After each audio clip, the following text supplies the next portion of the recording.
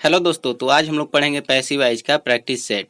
तो देखिए यहाँ पर पैसिव वॉइस जानने से पहले आप लोग को सभी को जो भी पैसिव वॉइस जानना चाहता है उसको टेंस कंफर्म आना चाहिए कि यह जो वाक्य है किस टेंस में है। यह पहचानना बहुत ज़रूरी होता है, क्योंकि ऐसे टेंस में पहचान नहीं पता तो आप पैसिव वॉइस नहीं लगा सकते। इसलिए पैसिव वॉइस बनाते समय आपको टेंस पहचानना बहुत ही ज़रूरी होता है। तो देखिए यहाँ पर पहला टेंस जो है हम लोग देखते हैं कैसे पहचानना है और क्या क्या इसमें लगाना है। चलिए चलते हैं पहले टेंस पे। तो देखिए हमारा पहला टेंस है मुझे स्कूल भेजा गया। मुझे स्कूल भेजा गया। तो यहाँ पर देखिए ये इसमें क्या होता है कि वो खुद नहीं करता है कोई भी काम, या कोई भी काम वो करता जो होता है खुद नहीं करता है, उसको कोई मतलब ऑर्डर देता है, वो किसी के आदेश को पालन करता है। तो ये कह रहा है मुझे स्कूल भेजा गया, ठीक है। तो कोई उसे स्कूल भेज रहा है, ठीक है ना, ऑर्डर दे रहा है कि तुम जाओ स्कूल। तो वही बोल रहा है कि मुझे स्कूल भेजा गया।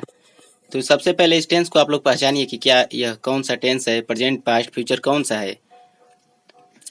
तो यह जो टेंस है यह पास्ट इंडेफिनिट का है। पास्ट इंडेफिनिट का है। पास्ट इंडेफिनिट, इसमें सेकंड वर्ब लगता है। सेकंड वर्ब लगता है उसे पास्ट इंडेफिनिट कहते हैं। तो देखिए इस प्रकार के टेंसों में पास्ट इंडेफिनिट में अगर रहेगा, पास्ट इंडेफिनिट में अगर रहेगा तो पास्ट इंडेफिनिट के बाद क्या आता है, पास्ट कंटीन्यूअस आता है। पास्ट कंटीन्यूअस आता है। तो हम क्या करते हैं कि अगर ये इंडेफिनिट में है तो ये किस में चेंज हो जाता है, कंटीन्यूअस में चेंज हो जाता है। मतलब अगर देखिए प्रेजेंट का भी 4 भाग होता है। प्रेजेंट का कितना भाग होता है, 4 भाग प्रेजेंट का भी होता है, पास्ट का भी 4 भाग होता है और फ्यूचर का भी 4 भाग होता है, ठीक है, समझिएगा। तो चारों भाग में पहला होता है इंडेफिनिट। इंडेफिनिट होता है, फिर होता है कॉन्टिन्यूअस, उसके बाद होता है परफेक्ट, उसके बाद होता है परफेक्ट कंटिन्यूअस। प्रेजेंट का ये है और सभी में यही रूल होता है। पहले होता है इंडेफिनिट, फिर कंटिन्यूअस, फिर परफेक्ट, फिर परफेक्ट कंटिन्यूअस। ये 4 चीज़ होता है। तो अगर आपको जो भी टेंस दिया होता है, अगर इंडेफिनिट में दिया है तो उसको हम क्या करते हैं, आगे एक स्टेप करते हैं। स्टेप आगे करने का मतलब कि उसके अगले भाग में हम लगाते हैं। यानी कि इंडेफिनिट का है तो वो कंटिन्यूअस में लगेगा, समझ रहे हैं।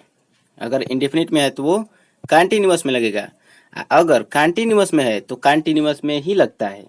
वैसे भी बताया जाएगा, वैसे वाक्य वैसे वैसे अगर आएगा तो बताया जाएगा, लेकिन यहाँ पर जो है फिलहाल उसे समझते हैं। ये देखिए इंडेफिनिट में है तो इसको क्या करेंगे, आगे एक स्टेप करेंगे तो कंटिन्यूअस में ये जाएगा। तो कंटिन्यूअस का सहायक क्रिया इसमें लगता है।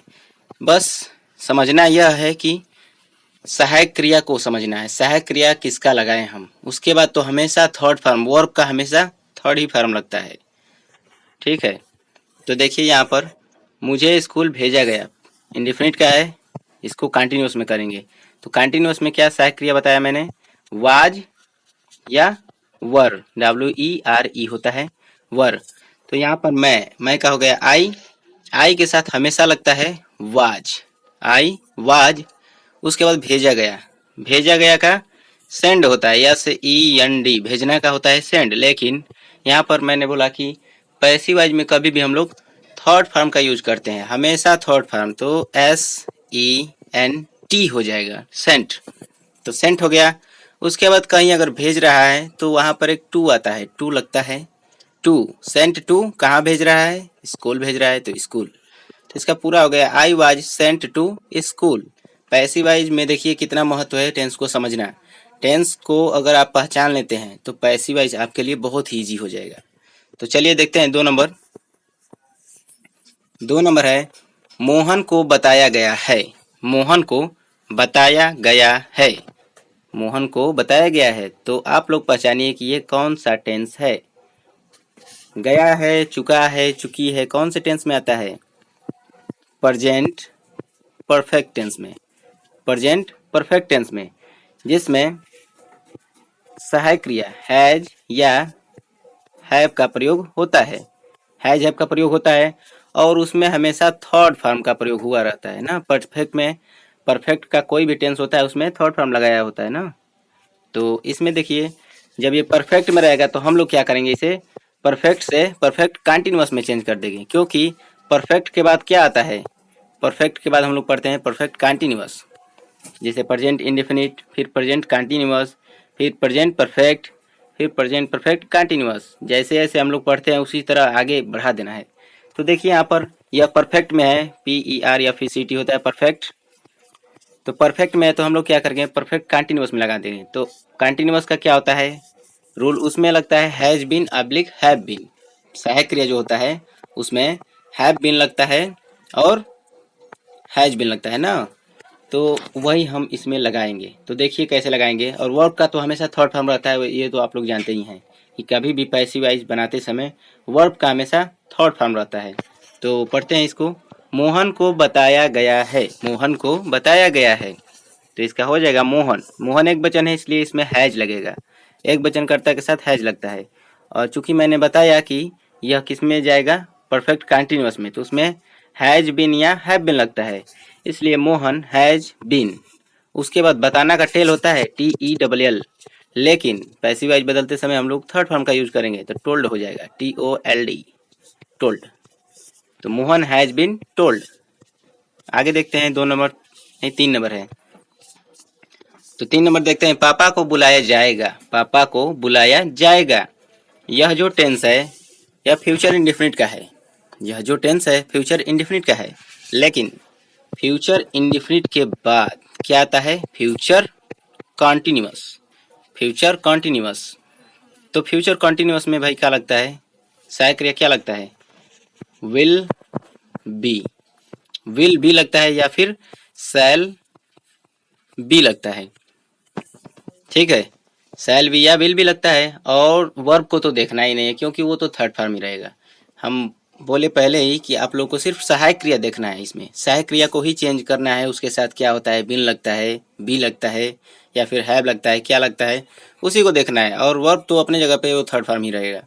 तो देखिए इसमें क्या हो जाएगा कि यह कंटिन्यूअस में होगा, पर फ्यूचर कंटिन्यूअस में। तो चूंकि यह फ्यूचर इंडेफिनिट में है इसलिए कंटिन्यूअस में जाएगा, तो क्या हो जाएगा, पापा का लगा है डैड, डैड विल बी। अब देखिए कंटिन्यूअस में बी लगता है, कंटिन्यूअस में बी लगता है तो विल बी।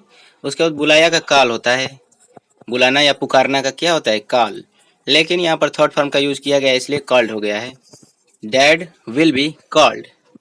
आगे देखते हैं 4 नंबर, तुम्हारा नाम क्यों लिया जा रहा है, तुम्हारा नाम क्यों लिया जा रहा है। क्या आप लोग पढ़े हैं ऐसा टेंस जिसके सेंटर में मध्य में क्यों, कब, कैसे प्रश्नवाचक वाक्य आए हों। अगर पढ़े हैं तो बहुत अच्छी बात है क्योंकि इसमें उसी का प्रयोग होगा। तो देखिए यह जो टेंस है यह प्रेजेंट कंटिन्यूअस का टेंस है, जिसमें रहा है, रही है, रहता है वो प्रेजेंट कंटिन्यूअस में होता है। और इसकी सहायक क्रिया होती है इज, एम, आर, जो कि अलग अलग कर्ता के साथ लगता है, प्रयोग होता है। तो देखिए यहाँ पर जब कंटिन्यूअस रहेगा तो इसमें क्या चेंज होता है, इसमें कुछ ज़्यादा चेंज नहीं होता है, थर्ड फॉर्म अपनी जगह रहेगा।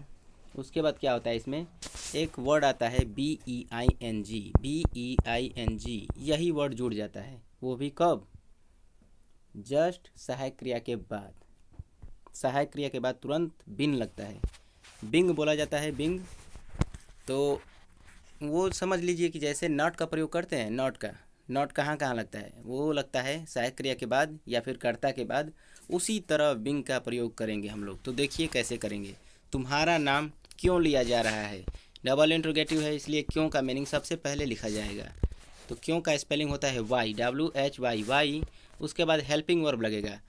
तो तुम्हारा नाम, एक व्यक्ति का नाम के लिए हम लोग इज लगाते हैं, तो वाई इज। उसके बाद कर्ता क्या है, मेन हम लोग का कर्ता है तुम्हारा नाम यानी योर नेम, योर नेम। उसके बाद बिंग लगेगा, BEING, बिंग। फिर वर्ब लगाएंगे, लिया जा रहा है, फिर यहाँ पर नाम लेना, नाम पुकारना, कॉल होता है कॉल, CALL, कॉल, लेकिन थर्ड फॉर्म लगाया गया इसलिए कॉल्ड हो गया है। तो यहाँ पर समझिए, why is your name being called. इससे आप लोग को क्या समझ में आया है, यही समझिए आप लोग कि कंटिन्यूअस में रहता है तो स्टेप बढ़ता नहीं है, उसी में रहता है, लेकिन एक वर्ड बढ़ जाता है BEING। वो भी कहाँ बढ़ता है, हेल्पिंग वर्ब के बाद, हेल्पिंग वर्ब के बाद। तो हेल्पिंग वर्ब तो यहाँ है, तो आपके हिसाब से यहाँ लगना चाहिए, लेकिन हेल्पिंग वर्ब को साथ साथ देखते चलिए और उसके साथ साथ कर्ता को भी देखते चलिए, ताकि हेल्पिंग वर्ब तो ठीक है, हेल्पिंग वर्ब के बाद लगता है, लेकिन कर्ता के बाद लगेगा, कर्ता के बाद लगेगा, जो भी लगेगा बिंग लगेगा, जो कर्ता के बाद लगता है। हेल्पिंग वर्ब और कर्ता के बाद ही लगेगा ये बिंग जो है ना, हेल्पिंग वर्ब और कर्ता के बाद, समझिएगा आप लोग। आगे देखते हैं। 5 नंबर है, उसे भदौरा में देखा गया, उसे भदौरा में देखा गया। यह जो टेंस है, कौन सा टेंस है भाई बता दो। यह जो टेंस है पास्ट इंडेफिनिट का है, पास्ट इंडेफिनिट का। तो पास्ट इंडेफिनिट का है तो क्या करेंगे हम लोग, पास्ट इंडेफिनिट का है तो पास्ट कंटिन्यूअस में ले जाएंगे, क्योंकि हम लोग को आगे बढ़ना है। जैसे जैसे आप लोग टेंस पढ़ते हैं ना, कि पहले पास्ट इंडेफिनिट पढ़े फिर पास्ट कंटिन्यूअस पढ़े, उसी तरह आप लोग को पैसिव वॉइस में बढ़ा देना है। जैसे पास्ट इंडेफिनिट, फिर पास्ट कंटिन्यूअस, फिर पास्ट परफेक्ट, फिर पास्ट परफेक्ट कंटिन्यूअस, उसी तरह बढ़ाना है। तो यह है पास्ट इंडेफिनिट का। अब हम क्या करेंगे, इसे पास्ट कंटिन्यूअस में कर देंगे। कंटिन्यूअस में करने का मतलब सिर्फ सहायक क्रिया से मतलब है हम लोग का, क्योंकि वर्ब तो सब में थर्ड फॉर्म ही लगेगा, वर्ब तो सब में थर्ड फॉर्म ही लगेगा। इसमें करना क्या है, बस सहायक क्रिया का खेल है। सहायक क्रिया वाज लगेगा, वाज वेयर, कंटिन्यूअस में यही ना लगता है, सहायक क्रिया वाज या वेयर, तो वाज या वर लगेगा। तो देखिए यहाँ पर उसे भदौरा में देखा गया, उसे भदौरा में देखा गया, उसे का हो गया ही, उसे का ही हो गया कर्ता। ही एक वचन है, इसलिए एक वचन कर्ता के साथ हम लोग लगाते हैं WAS, वाज, ही वाज। उसके बाद हम लोग लगाएंगे क्रिया, मेन वर्ब, देखा, देखना का होता है CSEE, बट थर्ड फॉर्म लगाएंगे तो SEEN, सीन हो जाएगा। तो यहाँ पर सीन लगाया गया है, सीन। भदौरा में, तो भदौरा में इन लगा सकते हैं, इन भदौरा, यहाँ पर छोटे स्थानों के साथ इन लगता है, लेकिन यहाँ पर कोई छोटे बड़े का तुलना नहीं किया गया, इसलिए आप लोग कंफ्यूज ना होइए, भदौरा में इन लगा दीजिए, ठीक है। यहाँ पर ये रहता कि भदौरा के गाजीपुर में, गाजीपुर के भदौरा में, गाजीपुर जिला है, भदौरा एक गांव है, तो गाजीपुर के भदौरा में, तो वहाँ पर कन्फ्यूजन होता कि एट लगता कि इन लगता, लेकिन यहाँ पर एक सिंगल है, सिंगल है, तो इसलिए वही अपने आप में बादशाह हो गया, यानी कि भदौरा एक बड़ा गांव हो गया, तो यहाँ पर इन भदौरा हो जाएगा, ठीक है, इन भदौरा। आगे देखते हैं। 6 नंबर है, उसे डांटा जा रहा था, उसे डांटा जा रहा था। यह टेंस जो है पास्ट कंटिन्यूअस का है, यह टेंस जो है पास्ट कंटिन्यूअस का है। तो कंटिन्यूअस में हम बताया आपको कि इसमें कुछ नहीं करना है, सिर्फ एक वर्ड जोड़ना है, वो उसका नाम है बिंग, BEING। बिंग को आप लोग बस जोड़िए और जो है नियम उसी पे चलिए, क्योंकि इसमें वर्ब का थर्ड फॉर्म हमेशा लगता है, और कंटिन्यूअस में वाज वेयर लगता है, और उसके बाद करना ही क्या है, देखिए उसमें उसे डांटा जा रहा था, तो देखिए उसे का ही के साथ एक वचन है, इसलिए वाज लगेगा, ही वाज। उसके बाद BEING, बिंग लगेगा। उसके बाद स्कॉल्ड, स्कॉल्डेड लगेगा, स्कॉल्डेड माने डांटा जा रहा था ना, तो स्कॉल्डेड इसका थर्ड फॉर्म, स्कॉल्ड होता है मीनिंग या COLD, स्कॉल्ड होता है मीनिंग, लेकिन ED लगा है थर्ड फॉर्म के लिए, स्कॉल्डेड हो गया है। और यहाँ पर मैं बार बार कह रहा हूँ कि इस ऐसे वाक्यों में जब भी पैसिव वॉइस बनाते हैं तो वो खुद काम नहीं करता है, वो किसी से काम करवाता है या किसी को ऑर्डर देता है, और वो जो करता होता है वो उसी ऑर्डर का पालन करता है। जैसे यहाँ पर देखिए, पत्थर फेंके जाएंगे, पत्थर फेंके जाएंगे, इससे क्या आप लोग को समझ में आ रहा है, कोई आया और बोल दिया कि पत्थर फेंके जाएंगे, वो नहीं कहा कि मैं पत्थर फेंकूंगा, ठीक है।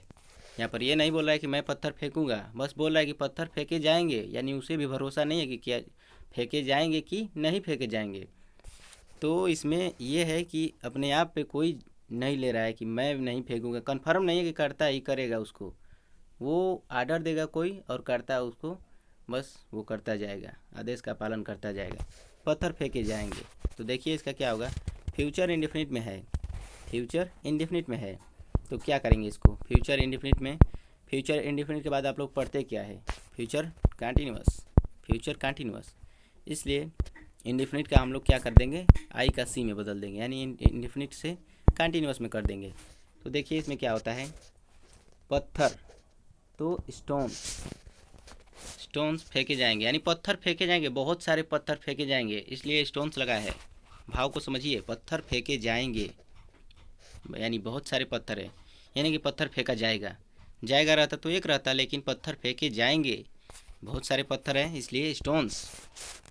विल बी, विल अब बी क्यों लगा है, क्योंकि यह कंटिन्यूस में गया है, इसलिए बी लगा है। समझिए कि कंटिन्यूस में क्यों गया है, क्योंकि पैसिव वॉइस में हम लोग कर रहे हैं, इसलिए इंडेफिनिट से ये कंटिन्यूस में चला गया है, इसलिए विल बी थ्रोन। थ्रो में होता है फेंकना, THROW, ये ओ है, W थ्रो होता है, लेकिन इसमें थर्ड फॉर्म लगाया गया है, THROWN, थ्रोन। थ्रोन मीन्स फेंका या फेंके। Stones will be thrown.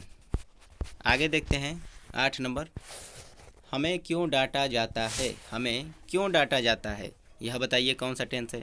यह तो शुरू से आप लोग पढ़ते जा रहे हैं। ये जो है प्रेजेंट इंडेफिनिट है, प्रेजेंट इंडेफिनिट, ये इस क्रिया के अंत में ता है, ती है, उसे प्रेजेंट इंडेफिनिट कहते हैं। तो यहाँ पर देखिए प्रेजेंट इंडेफिनिट के बाद आप लोग क्या पढ़ते हैं, प्रेजेंट कंटिन्यूअस। इंडेफिनिट के बाद कंटिन्यूअस आता है ना, तो उसी तरह हम लोग इंडेफिनिट का कंटिन्यूअस में कर देंगे, एक स्टेप आगे कर देंगे। स्टेप मतलब समझ रहे हैं ना, जैसे इंडेफिनिट का है तो अगला कंटिन्यूअस में जाएगा, कंटिन्यूअस का कंटिन्यूअस में ही रहता है, और परफेक्ट का परफेक्ट कंटिन्यूअस में जाता है। तो इसी तरह आप लोग समझिए, समझने के लिए कह रहे हैं कि एक स्टेप आगे जाइए, ठीक है। तो इसलिए हम लोग क्या करेंगे, इसे पहले देखिए ये कौन सा टेंस है, प्रेजेंट इंडेफिनिट। तो इसके बाद देखते हैं कि क्या यह इंट्रोगेटिव है, निगेटिव है, क्या है। हमें क्यों डांटा जाता है, तो क्यों है डबल इंट्रोगेटिव, यानी मध्य में आया है क्यों, प्रश्नवाचक वाक्य, उसी का मीनिंग सबसे पहले लिखा जाएगा, क्यों का मीनिंग सबसे पहले लिखा जाएगा। तो वाई, उसके बाद कॉन्टिन्यूअस में लगता है इज MR, लेकिन बहुवचन है तो इसलिए आर लगेगा, क्योंकि हमें डांटा जाता है, हमें जो होता है बहुवचन होता है, इसलिए why are we scolded, SCOLD meaning होता है, लेकिन थर्ड फॉर्म लगा है इसलिए ईडी लगा है, स्कोल्डेड। तो यहाँ पर देखिए हमें क्यों डांटा जाता है, इसका हो जाएगा वाई आर वी स्कोल्डेड। आगे देखते हैं 9 नंबर, क्या मोहित को भेजा गया होगा, क्या मोहित को भेजा गया होगा। यह जो टेंस है यह कौन सा टेंस है बताइए आप लोग, गया होगा, हुआ होगा, यह कौन से टेंस में आता है, future perfect tense, future perfect tense, समझिए आप लोग, फ्यूचर परफेक्ट टेंस। अब फ्यूचर परफेक्ट टेंस के बाद कौन सा टेंस पढ़ते हैं हम लोग, future perfect continuous, future perfect continuous. तो परफेक्ट से कंटिन्यूअस में जाएगा ये। तो परफेक्ट में होता है तो सिर्फ लगता है shall have, will have, shall have या विल हैव लगता है। तो एक स्टेप आगे का मतलब कि यह कंटिन्यूअस में जाएगा, इसलिए इसमें क्या लगेगा, जैसे कंटिन्यूअस में बिन लगता है, एक बिन जुड़ जाता है, तो इसलिए समझिए इसमें हो जाएगा शैल हैव बिन या विल हैव बिन जैसे लगाया गया है। तो देखिए इसे कैसे लगाते हैं, समझिए, क्या मोहित को भेजा गया होगा, तो क्या सबसे पहले आया, यानी यह इंट्रोगेटिव है।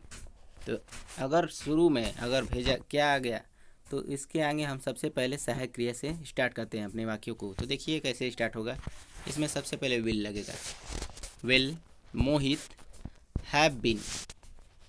ये जो हैव बीन होता है ना, ये कर्ता के बाद ही, कभी भी कर्ता के बाद ही लगता है, हैव बीन कर्ता के बाद और सहायक क्रिया के बाद, इस दोनों के बाद, इन दोनों के बाद ही इन्हें लगा सकते हैं। उसके बाद वर्ब का थर्ड फॉर्म, तो इसका देखिए पूरा हो जाएगा, will Mohit have been sent, will Mohit have been sent. क्योंकि यहाँ पर समझिए, क्योंकि क्या है आगे, तो इसमें सबसे पहले सहायक क्रिया से स्टार्ट होगा, सहायक क्रिया इसमें विल लगाया गया है, और विल के बाद सहायक क्रिया के बाद कर्ता लगेगा मोहित, मोहित, उसके बाद इसका जो सहायक क्रिया के साथ लगता है वो हमेशा कर्ता और सहायक क्रिया के बाद ही लगेगा। तो will Mohit have been sent, sent यानी थर्ड फॉर्म लगाया, भेजा गया, भेजा गया का सेंड होता है भेजना का, SEND, लेकिन इसमें थर्ड फॉर्म लगाया गया तो सेंट हो गया है। तो 10 नंबर देख लेते हैं। 10 नंबर क्या है, सीता को क्यों बुलाया गया, सीता को क्यों बुलाया गया। यह जो टेंस है यह टेंस है पास्ट का, लेकिन पास्ट में किसका है? पास्ट इंडेफिनिट, पास्ट इंडेफिनिट का है ये। तो पास्ट इंडेफिनिट के बाद हम लोग पढ़ते हैं पास्ट कंटीन्यूअस। पास्ट कंटीन्यूअस, तो पास्ट कंटीन्यूअस में क्या करेंगे? सहायक क्रिया क्या लगता है पास्ट कंटीन्यूअस का? या तो वाज लगता है या तो वर लगता है। इसलिए हम लोग इसमें इन्हीं दो सहायक क्रियाओं का प्रयोग करेंगे। तो देखते हैं कौन सा लगता है। तो सीता को क्यों बुलाया गया? तो सीता को क्यों, तो यहाँ पर डबल इंट्रोगेटिव है ना, क्यों मध्य में आ गया है, क्यों। तो सबसे पहले हम लोग क्यों का मीनिंग लिखेंगे। क्यों का मीनिंग होता है वाई, WHY, वाई मीन्स क्यों।